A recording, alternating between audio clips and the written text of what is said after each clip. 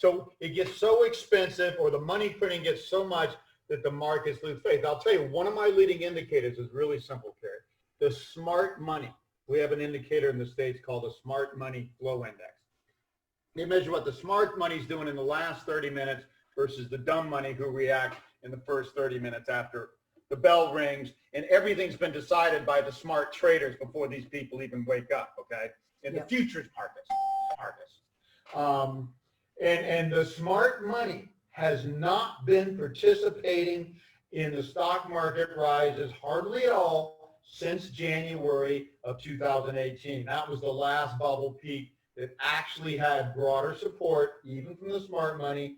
Ever since, less and less smart money. And guess who has gone up 4 times in the last several months in put options and trades? All the dumb money on the discount brokerage firm. Yeah. Small traders are buying highly leveraged call options like you can't lose at unprecedented levels.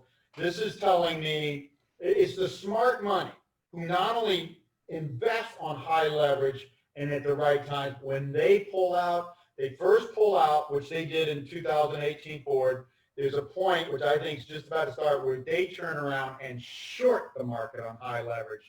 And that is what ends the game. And they do that because they don't want to fight the Fed either. They're not idiots. But they do that when they think the Fed or the central banks are losing the game. And believe me, with what they've had to print, the Federal Reserve in the U.S. and the government just gave away the whole ship before just the beginning of the crisis. Well, what happens as we get into the crisis and it gets deeper, like in 30, 31, 32, or 1980, 81, 82, or 1973, 74, 75? We're at the beginning, and they've blown the whole wad. So they're out of ammo, and yes, they can always do more. They're going to have to do exponentially more. And remember what I said earlier. Just in 7 or 8 months, they printed $3.45 trillion.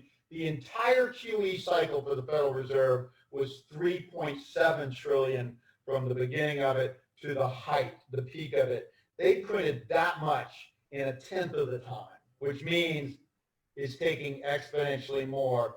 When does it get, they just printed $3.5. What happens when they say, well, we got to print $20 trillion next year?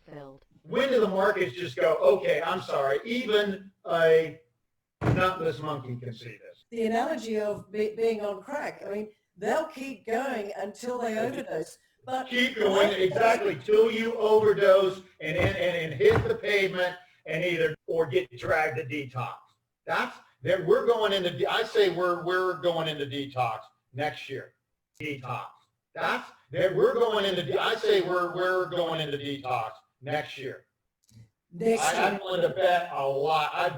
I've told people if we don't see a major crisis and a bigger crash, it's bigger than 2008 to 9, the GFC, in the next 2 years, I'm going to quit my profession and be a limo driver in the Gold Coast.